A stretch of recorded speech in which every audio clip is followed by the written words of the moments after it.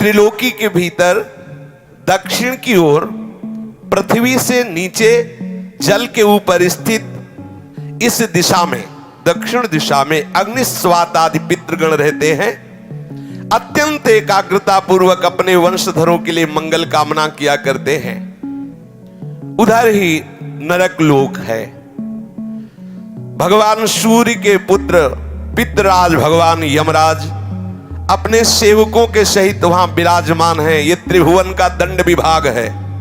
जैसे छोटी छोटी कोतवाली है ना, और सबका एक विभाग का स्वामी है, ऐसे ही ये जो रोग हैं, नाना प्रकार के संकट हैं, विपत्तियां हैं, ये कोतवाली हैं। ये उसी दंड विभाग से आते हैं। और पूर्ण दंड विभाग यमपुरी है, जहां पूरा का पूरा हिसाब दिया जाता है। भगवान यमराज की आज्ञा होती है और पापी को वैसा एक सेकंड में निर्णय हो जाता है। वहां वकील की जरूरत नहीं होती। वहां एक सेकंड, इतने जीव रोज वहां लाइन लगी है।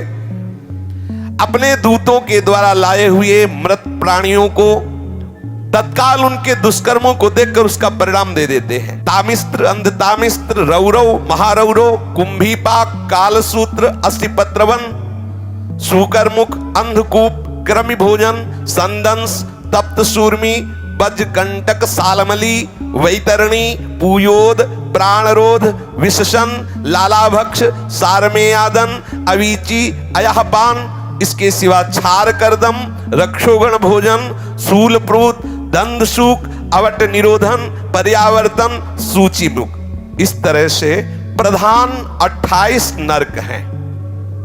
जो पुरुष यहां दूसरे का धन, दूसरे की संतान का हरण कर लेता है और दूसरे की स्त्रियों को फुसला करके हरण कर लेता है, दूषित कर्म करता है, उससे अत्यंत भयानक यमदूत काल पाश में बांधकर बला तामिस्त्र नरक में गिरा देते हैं। इस नरक का भयानक दंड है कि इसमें कहीं प्रकाश नहीं। थोड़ी देर भावना करना, एकदम अंधकार ही अंधकार। ना तो इसमें किसी तरह का उसको आहार दिया जाता है, ना अन्न ना जल, और निरंतर यम के दूतों की केवल सेवा होती। इसे पीटो डंडे से, जैसे धोबी कपड़े को कूटता है, ऐसे कूटते रहो। अच्छा, वहां मरना है नहीं, ये हो कि भाई मर जाना तो 2-4 घंटे पिटाई होगी, मरना है नहीं। अब वहां केवल पिटाई ही होती रहती है। वो मूर्छित होता है, गिरता है, न भोजन न पानी, घोर अंधकार, केवल डंडे बरस रहे हैं, पिटाई पिटाई। वो बार बार मूर्छित होता है, लेकिन उसे अब ये सजा ऐसे दी जाती है, बोले इसे 100 वर्ष, 50,000 वर्ष, एक कल्प। अब पिटाई ही पिटाई होगी। अब बोलो कितनी दुर्दशा है, कितनी दुर्दशा। इस लोक में जो मनुष्य किसी दूसरे को विश्वास दिलाता है कि मैं तुम्हारा मित्र हूं, और उसकी स्त्री के साथ वो गलत संबंध बनाता है और उस पुरुष को धोखा देता रहे। मान लो आपको मित्र बनाया और आपकी पत्नी का भोग किया, और उस मित्र को विश्वास दिलाता रहता है कि नहीं मैं गलत नहीं हूं, तो यमदूत उसे अंध तामिस्त्र नरक में ले जाते हैं। और वो कटे हुए वृक्ष के समान भयंकर वेदना को प्राप्त हुआ सुध बुध खो बैठता है, और उसके अंगों में वहां बहुत तरह की पीड़ा दी जाती, काटा जाता है, थोड़ा थोड़ा ऐसे ऐसे काटा जाता है, ऐसे ऐसे काटा जाता है। इसे अंध तामिस्त्र नरक कहते हैं। इस लोक में जो कि मैं बहुत बलवान हूं, मैं बहुत पुष्ट हूं, देखते हैं कि हमें कौन परास्त करेगा। जहां मन आया उस धन चुरा लिया, जहां मन आया बलात्कार, नाना प्रकार की गंदी चेष्टाएं की, दूसरे धर्मात्माओं का विनाश किया, प्राणियों से द्रोह किया, और नाना प्रकार की वस्तुओं को छीन छीन कर अपना और अपने परिवार का पोषण करते रहते हैं। वो जब अपना शरीर छोड़ते हैं तो रौरव नरक में जाते हैं, रौरव नरक। इस लोक में जिन जिन जीवों को जो जो कष्ट पहुंचाया है, यमराज के दूत वैसा ही वो रूप धारण करते हैं, रुरु नामक होकर के भयंकर कष्ट देते हैं। इसलिए इस नरक का नाम रौरव है। जब किसी को कहा जाता है कि सारे रौरव नरक मिलेगा, मतलब भयंकर चरम सीमा का कष्ट। सर्प जैसे क्रूर स्वभाव वाले ऐसे जीव वहां हैं जो उसको काटते हैं, बार बार काटते। मरना तो वहां है नहीं। महारौरव नरक, रौरव नरक ऐसे लोगों को प्राप्त होता है जो अपने शरीराभिमान में आकर के दूसरे धर्मात्माओं को, जीवों को नाना प्रकार के कष्ट देते हैं, उनसे वस्तुएं छीनते हैं, अपहरण करते हैं और स्वयं अपने परिवार और अपना भोग सामग्री एकत्रित करते, अहंकार के द्वारा भोग सामग्री, धर्म के द्वारा, भगवत प्रसन्नता के लिए। यदि अहंकार के द्वारा दूसरे की हिंसा आदि करके आपने, तो फिर वो भोग भोगना पड़ेगा। जो किसी की भी परवाह नहीं करते, अपने शरीर का पोषण करते हैं, दूसरे जीवों का मांस खाते हैं, बकरा, ये ऐसे बहुत कोमल बेचारे जीव हैं जो बलहीन हैं। आप मनुष्य शरीर प्राप्त किए, बलात् उनको पकड़ के विविध प्रकार से कष्ट देते हैं और मांस खाते हैं, तो वहां भयंकर यमराज के दूत उसी का मांस काट काट के उसको खवाते हैं। यमपुरी में उसी का मांस को उसको नोचते हैं से मांस और उसको पवाते, ले आप पा। अच्छा, एक दो दिन की बात है नहीं, ये बहुत लंबा सजा होती है, भोगते रहो। जैसे कोई कहते अरे हम नहीं मानते, तो आप भारतीय विधान को ना मानो, करो, जिस दिन फंस जाओगे तो तुम्हारे पुरखा पानी पा जाएंगे। इतनी पिटाई करेगी भारत सरकार के जो सैनिक हैं कि तुम्हें हो फिर उस समय नहीं चलेगा कि हम नहीं मानते। तुम्हारे मानने ना मानने एक थोड़ी विधान है, फंस जाओगे विधान में तब पता चलेगा। गंगा किनारे जब थे तो एक मिले थे, ऐसे ऐसे सब अंगुलियां थी, तो बताया कि हम फंस गए थे तो अंगुलियां सब टूटी हुई। वो बताते थे नाखून में ऐसे कील गाड़ी जाती है, अंगुलियां तोड़ दी जाती, कितना कितना भयंकर कष्ट। काफी काफी समय तक बर्फ की सिल्ली में लिटा दिया, ऊपर से पिटाई हो रही, बड़े बड़े कष्ट बहुत। अब आप इसे मानोगे अरे सब झूठी है, नहीं कहते झूठी, तो कर ले, देख लो जाके क्या हो रहा है। जैसे यहाँ की पिटाई को हम नहीं माने और बुरे आचरण करें, तो जब फंस जाओगे तो आपको बिल्कुल अनुभव करो, अनुभवी महापुरुष हो जाओगे। ऐसे आप नर्क को अभी मान रहे हो कि अरे शास्त्रों में सब झूठा लिखा हुआ, जब भोगले को मिलेगा तब आप पता चलेगा आपको। जो यहाँ दूसरे जीवों का कच्चा मांस नोच नोच करके उनको यमदूत उन्हीं को खवाते हैं, जो यहाँ के जीवों को काटते हैं। जो अपने पेट पालन के लिए, अपनी जिह्वा के लिए बोले अंडा खाओ, अंडा में कोई पाप नहीं है, सुन लो, खूब गौर से सुन लो, ध्यान से। आखिरकार उस अंडे को रखे रहो तो उसमें जीव निकलेगा कि नहीं निकलेगा? आप देखो, जीव निकलेगा ना। किसी भी अंडे को आप रख दो, वो अपने समय पे फूटेगा, उस पे जीव निकले। जीव है, जो जीव मनुष्य में है वही जीव उन पक्षियों में है, उन पशुओं में है, चींटी में है, उतना ही जीव है। जो उन पशुओं को भूनता है, रांधता है, नष्ट करता है, कैसे कैसे निर्दयी लोग, वो तड़प रहा है जी, उसको आग में ऐसे बांधे हुए है। किसके लिए? इस असेंद्री के लिए। अरे हृदयहीन राक्षस, तेरी दुर्गति होगी। शास्त्र कहता है उन हृदयहीन राक्षसों से गए बीते यमदूत उन्हें कुंभी पाक नरक में ले जाते हैं। जो ऐसे राक्षसों से गए बीते हैं उन कुंभी पाक नरक में ले जाते हैं। और फिर क्या करते जानते हो? खोलते हुए बड़े बड़े कड़ा है, जैसे पकौड़ी उबाली जाती है, उसमें डाल दिया। अब मरना है नहीं, मरना है नहीं, मरना हो तो चलो 2 मिनट में भुन गए ना, खूब खोलो, खेलो। अब हाँ, उसी में आग में, कढ़ाई में जो तेल पड़ा है, खूब खेलो आनंद से। कितने बोले? 1 कल्प तक। अब जलो उसी में। जो मनुष्य इस लोक में अपनी माता को गालियां देता है, माता को पीटता है, पिता को गालियां देता है, पिता को पीटता है, वैष्णव द्रोह करता है, वेदज्ञ जनों का विरोध करता है, शास्त्रों की निंदा करता है, उस पापी को यमदूत कालसूत्र नरक में ले जाते हैं। 10,000 योजन का घेरा है। 1 योजन का मतलब 4 कोस, 10,000 का मतलब कितना हुआ? 40,000 कोस की भूमि है। और वो तांबे की तरह है और आग से लाल है भूमि, पूरी भूमि लाल है। ऊपर से भयंकर प्रचंड सूर्य का ताप, नीचे से जलती हुई अग्नि, और ये 10,000 योजन का घेरा, वहां उसे छोड़ दिया जाता। दौड़ो, बस दौड़ते रहो। कितने दिन तक? कल्पों तक दौड़ते रहो, भुनो, लो आनंद।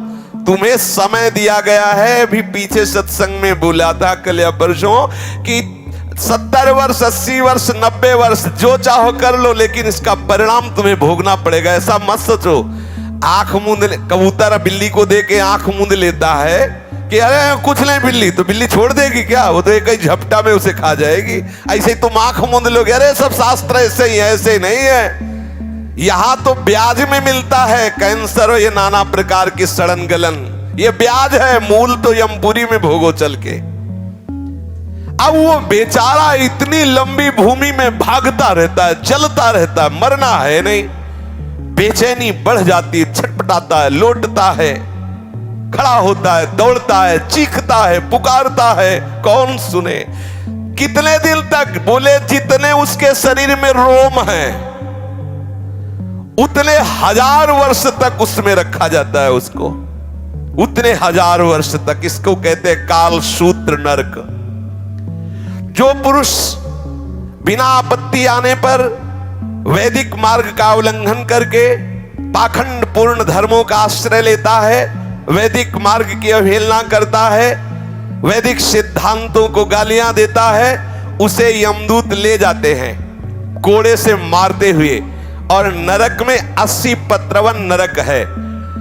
उसके जो पत्ते हैं वो तलवार जैसे हैं। ऐसे पेड़ के ऊपर फेंक दिया जाता है, टुकड़े टुकड़े हुआ, गिरा, फिर कस, फिर फेंक दिया गया। बस यही लीला चलती है, फेंकते रहो ऐसे। यमदूतों की ड्यूटी तो फेंकते रहो ऐसे। कितनी बार वो बार बार मूर्छित होता है। वो उस समय विचार करता है अपने कुकर्मों को याद करके, हाय मैंने शास्त्र विरुद्ध आचरण की, शास्त्र की निंदा की, अवहेलना की, इसलिए मुझे दुख मिल रहा है। जो इस मृत्यु लोक में राजपद पर या राज कर्मचारी पद पर है और ये जानता है कि ये मनुष्य निरपराध है, लेकिन धन आदि के लिए या किसी बल प्रयोग की उसमें आकर के वो उसे दंड दे देता है, तो उस महापापी को सूकर मुख नामक नरक में गिराया जाता है। आपको अधिकार मिला है, भगवान ने आपको जगत की सेवा दी है। यदि आप जानते हो कि ये बिल्कुल अपराध रहित है और आप किसी के पैसे देने से या किसी के बल के दबाव में आकर उसे दंड देते हैं, तो आपको नरक की प्राप्ति होगी। महाबली यमदूत उसको ले जाते हैं और क्या करते हैं? पहले उसके ऊपर कूदते हैं, फिर इसके बाद कोल्हू में उसे पेरा जाता है। कोल्हू में, जैसे गन्ना पेरा जाता है ना, ऐसे कोल्हू में पेरा जाता है। जो यहां बड़े पदों में होकर के निरपराध लोगों को सताते हैं, निरपराध लोगों को दंड देते हैं, उनको यमराज के दूत फिर वहां पहले पैरों से कुचलते हैं, फिर कोल्हू में पेरते हैं।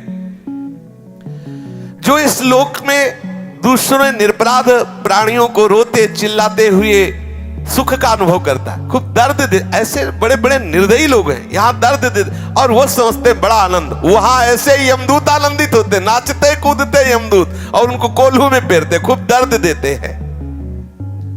इस लोक में जो खटमल, मच्छर, सर्प, बिच्छू, छिपकली, ये जितने ऐसे जीव हैं, इनको देखते ही मार देते, हिंसा करते हुए अंधकूप नरक में गिरते हैं। भगवान ने इन जीवों के कर्म के अनुसार इनकी रचना की। रक्तपान आदि इनका स्वभाव है, ये नहीं जानते।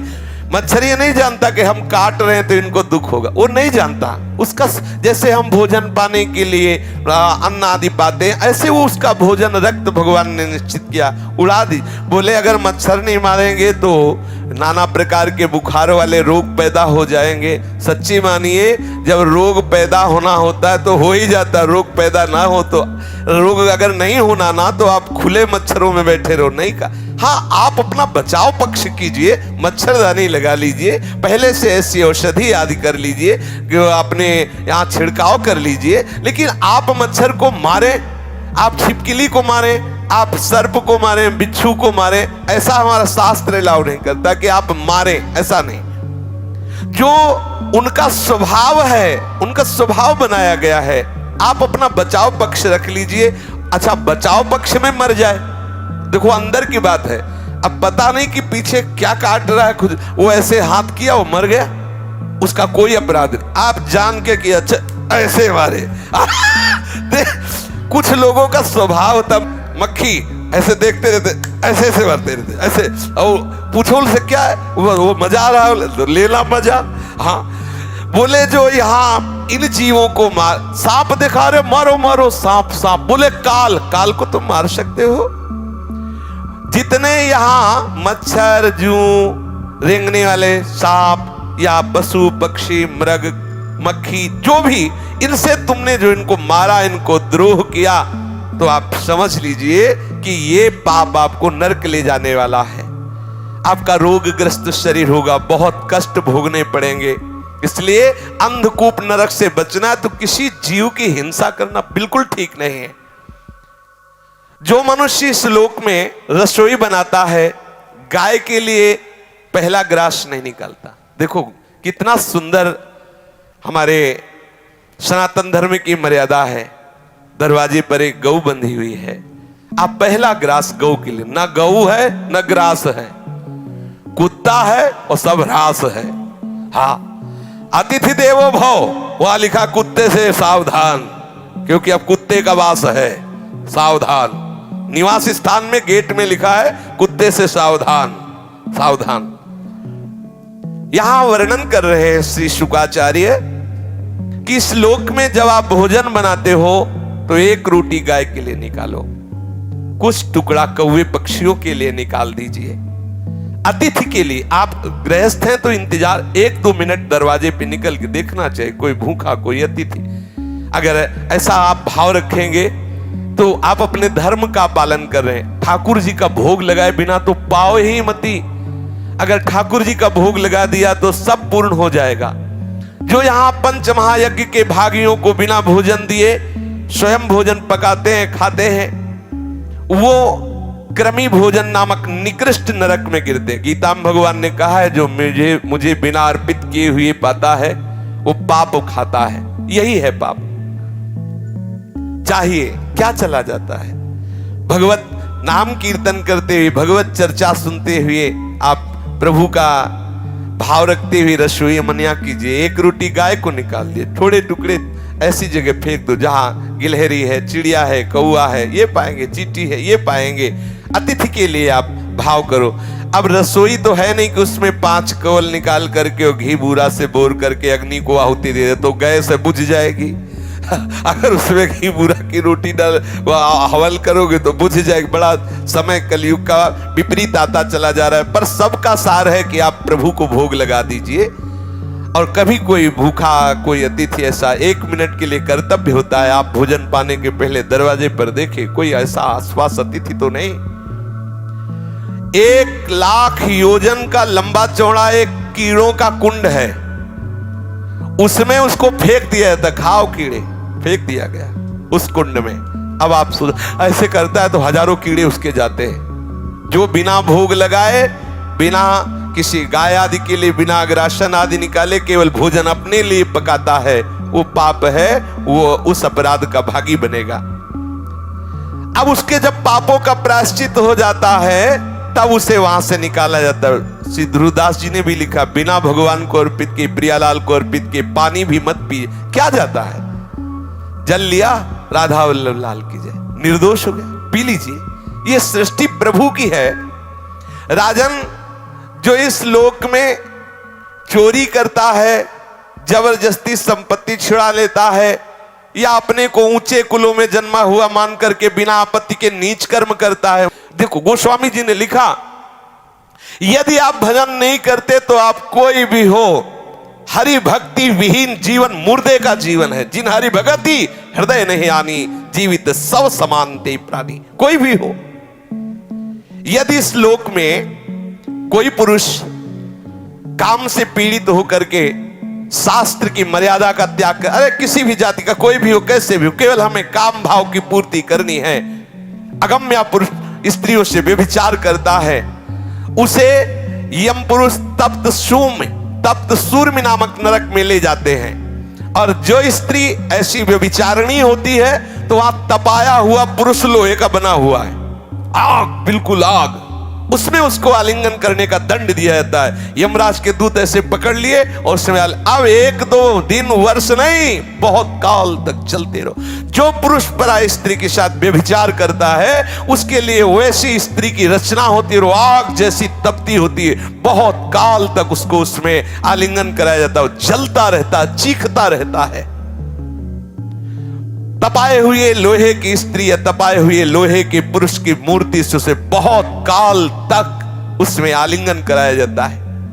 जो पुरुष इस लोक में कामासक्त होकर पशुओं के साथ व्यभिचार करता है, मरने के बाद उसे यमदूत वज्र कांटक सालमली नरक में गिराते हैं। इसमें वज्र के समान कठोर कांटों वाला सेमर के वृक्ष जैसा है, उसको ऊपर ऐसे फेंकते हो फिर नीचे घसीटते हैं, पूरे वो कठोर कठोर कांटे हैं वज्र जैसे, पूरा शरीर फट जाता है, मरना तो है नहीं। इस लोक में जो राजपुरुषों के घर में जन्म लेकर या श्रेष्ठ कुलों में जन्म लेकर अपने अभिमान से युक्त हो जाते हैं और धर्म मर्यादा का उच्छेदन करते हैं, तो मर्यादा अतिक्रमण के कारण वो वैतरणी नदी में पटके जाते हैं। जो अपनी मर्यादा शास्त्रों ने स्थापित की है कि आप जहां हो उसी मर्यादा के अनुसार आचरण करो, आप अपनी मर्यादा को खो देते हैं। देखो, ये जीवन मुक्त होने के लिए सिद्धांत बना है, ऐसा आप ना समझे, जीवन मुक्त होने के लिए बना है। हमारी राष्ट्र व्यवस्था में बड़े पद भी हैं तो छोटे पद भी हैं। जितना बड़ा पद अधिकार है उतना ही छोटे, अगर छोटे ना हो तो जहां सुई काम आएगी वहां तलवार काम नहीं आएगी। विश्वास करो, तलवार की भी रचना आवश्यक है तो सुई की भी आवश्यक है। सबकी अपनी अपनी जगह आवश्यकता है। तुम अपने अपने धर्म का पालन करो। यदि आप अपने धर्म का अतिक्रमण करते हैं और यहां आकर मनमानी पापाचरण करते हैं, मनमानी उद्दंडता करते हैं, तो एक नरक है जिसका नाम है वैतरणी। वैतरणी नदी में उसे फेंक दिया जाता है। उसमें क्या बहता है? उसमें मल, मूत्र, पीप, रक्त, केश, नख, हड्डी, चर्बी और पिसा हुआ मांस, मज्जा, ये प्रवाह होता है, उसमें फेंक दिया जाता है। जो धर्म का उल्लंघन करता है, नीच आचरण करता है, पापाचरण करता है और मैं बहुत ऊंचे कुल का हूं ऐसा अभिमान करके, तो उसको फेंक दिया जाता है। और वहां बड़े बड़े जहरीले जीव हैं, वो बार बार मलमूत्र, पीप, रक्त, केश ऐसे करता है, उसी को खाता है, उसी में डूबता है और जीव उसको काटते हैं। पाप के कारण वो भयंकर कष्ट पाता है पर उसके प्राण नहीं निकलते, वहां मरना नहीं, वो दुर्गति को भोगता है, बार बार रोता चिल्लाता है, कौन सुने उसकी। जो लोग यहां पवित्रता का त्याग करते हैं, अपने शास्त्र के द्वारा निर्धारित आचरणों का त्याग करते हैं, नियमों का त्याग करते हैं, लज्जा को त्याग करके, तिलांजलि दे करके नाना प्रकार के गंदे आचरण करते हैं, पशुओं के साथ गंदे आचरण करते हैं, उनको ये सब पीप, विष्ठा, मूत्र, कफ आदि से भरे हुए कुंडों में फेंका जाता है। इसे पुयोद नमक नरक कहते हैं। पुयोद वो शाविनी घृणित वस्तुओं के बीच में बहुत काल तक सड़ता रहता है। यहां जो अपने को उच्च कुल का मानते हैं, कुत्ता पालते हैं, देखो शास्त्र में पहले से लिखा हुआ, देखो कुत्ता द्वारपाल की तरह दरवाजे में है, उसको भोजन दो, उसको रखो। अब वो रसोई में जा रहा, जामन आ रहा, लग शंका कर रहा, तुम्हारा मुंह चाट रहा है, अरे भाई थोड़ी तो मर्यादा रखो। व्यवहार का सब में भगवान है, पक्का है, लेकिन देखो जब आप शौच करते हो तो आपका ही शरीर है, आप फिर माटी लगा के हाथ क्यों धोते हैं? सोचो आप, बोले सर्वम खलविदम ब्रह्म, तो शरीर तो मेरा ही है, लेकिन जब सोचते हो तो उसे फिर हाथ लगा के धोते हो। ऐसा नहीं कि उसी हो सकता है वैसी भी आदतें हो गई हो कि उसी हाथ से भोजन पालो जाए, ऐसा भी हो सकता है, क्योंकि अब ज्ञान ही खत्म, पशुता आती चली जाए। किसी ने बताया था कागज से पोंछ लिया जाता है, पानी की जरूरत है नहीं। किसी ने, अब हमारे तो समय से अभी तक ऐसा कोई संयोग पड़ा नहीं, लेकिन लोग ऐसा बताते हैं कि अब एक और विधान चला है, कुछ कागज जैसा होता, बोले उसे पोंछ रहे। भगवान कैसी है? हाँ, टिश्यू पेपर कह रहे हैं। हाँ, तो जो ऐसे अपवित्र आचरण करता है कुत्ता, देखो यहां कुत्ते के प्रति द्वेष भाव नहीं है, लेकिन आप ठाकुर के लिए रसोई बना रहे हो, ठाकुर सेवा विराजमान है, आप पवित्र, तो आप ऐसा नहीं है कि ये हाँ उसको रखो, दरवाजे पे रखो, खवाओ पिलाओ उसे, वो द्वारपाल है, उसे खूब सेवा करो, हम इसमें कोई निषेध नहीं है। लेकिन उसको हाँ अब वो मुंह में चाट रहा है, अरे थोड़ा तो ब्रह्म ज्ञान से नीचे उतरो, थोड़ा तो नीचे उतरो। अब वो रसोई की सामग्री तैयार हो रही, वही रसोई की दीवार में लघुशंका कर रहा है। वैसे थोड़ा सावधान रहो। जो शास्त्र के विपरीत आचरण करते हुए और पशुओं का वध करते हैं या अपने को उच्च कुल का मान करके ये सब ऐसे आचरण करते हैं, वो प्राण रोध नामक नरक में डाले जाते हैं। वहां यमदूत उनको लक्ष्य भेद करके बार बार बाणों से बेधते रहते हैं। जो पाखंडी लोग यहां पाखंड फैलाते हैं और यज्ञ में इससे देवी प्रसन्न होंगी, इससे अमुक प्रसन्न होंगे, बकरा की बलि दो, मुर्गा की बलि दो, ऐसे आदि आदि उदाहरण देते रहते हैं। उनको वैवस्व विससन नामक नरक में डाला जाता है और वैसे ही बार बार उनकी गर्दन काटी जाती है। ध्यान रखना, किसी भी जीव की हिंसा करने से कोई देवी देवता प्रसन्न नहीं होते। हम उनको देवी देवता ही नहीं मानते जो दूसरों की हत्या से प्रसन्न होते हैं।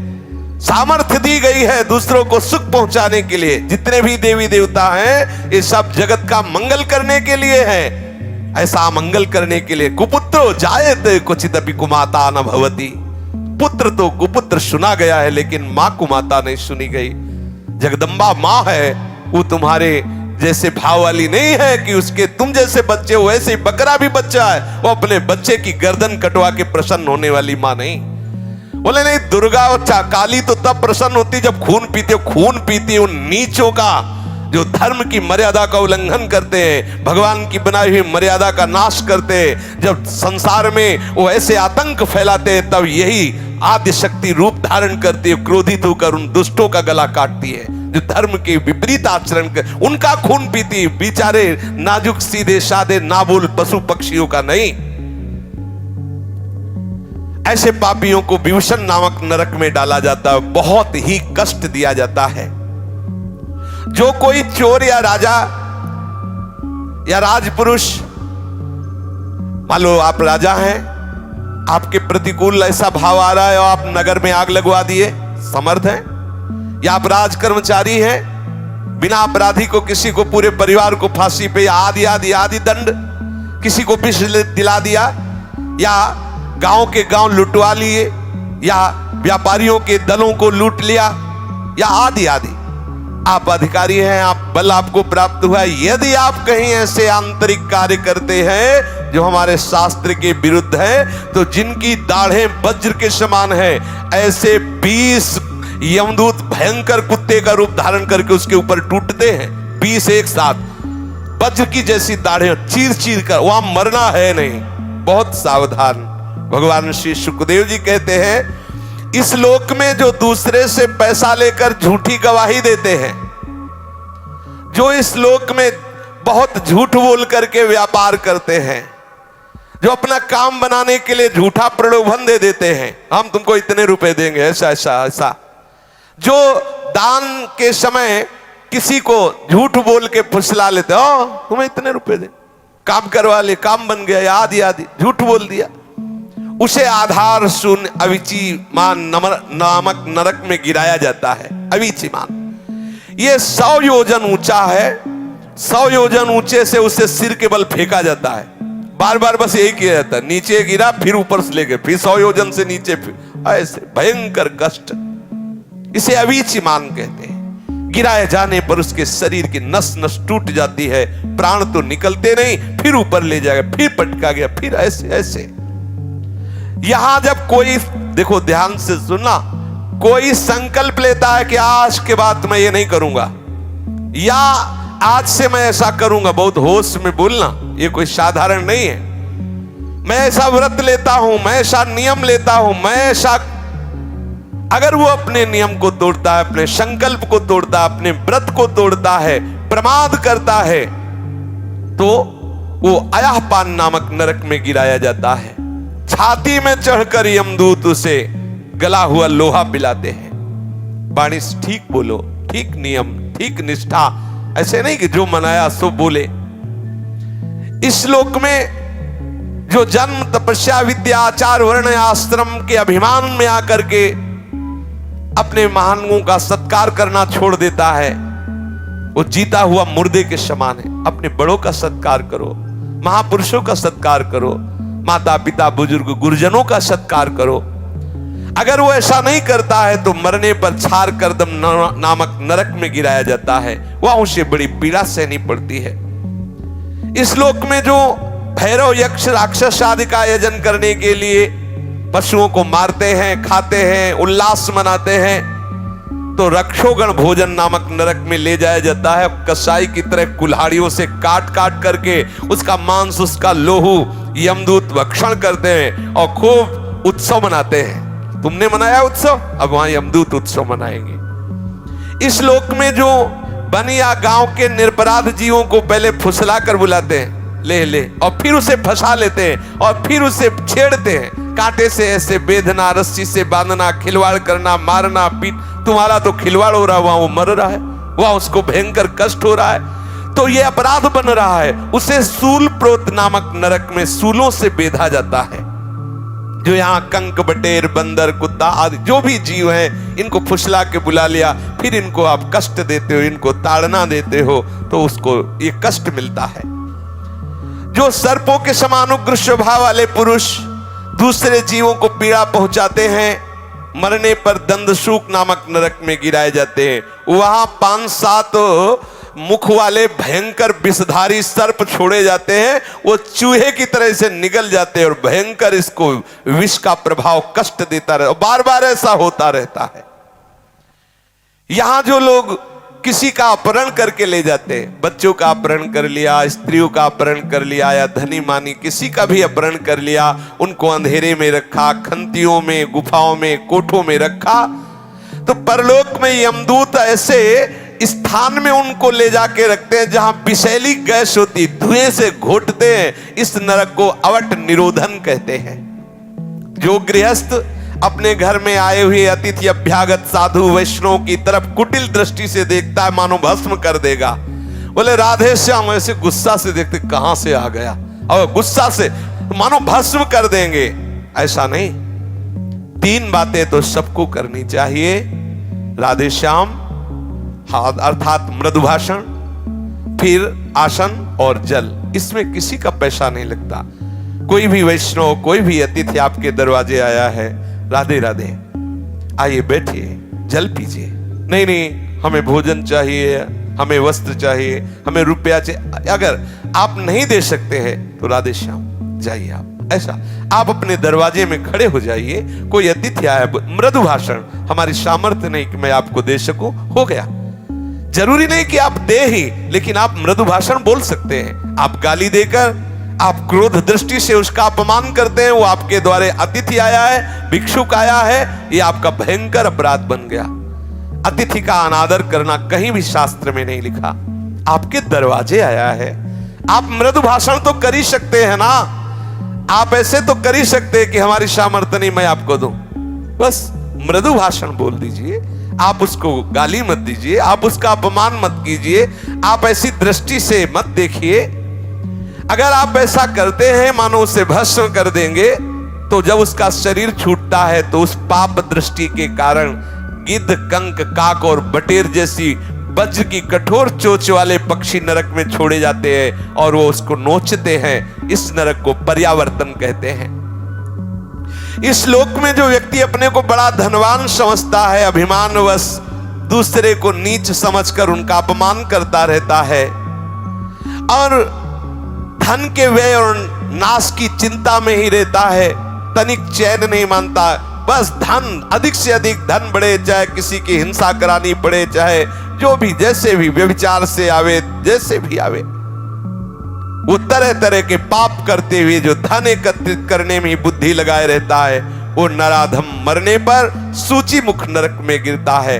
उस अर्थ पिशाच पापात्मा के सारे अंगों को भगवान यमराज के दूत बड़ी बड़ी सुइयों के ऐसे सीते हैं, पूरे शरीर को सीते हैं बार बार सुइयों से, ऐसे जैसे कोई कपड़ा सिया जाता है, ऐसे उसमें यही सेवा है उनकी, सीते रहो इसको। ओहो कितना कष्ट। इस प्रकार से सैकड़ों हजारों नरक हैं। कोई ये संशय ना करे कि ये सब लिखी पढ़ी बातें हैं, ऐसा नहीं। अधर्म परायण जीव को निश्चित भोगना पड़ता है। अवश्य में भोक्तव्यम कृतम कर्म शुभाशुभम।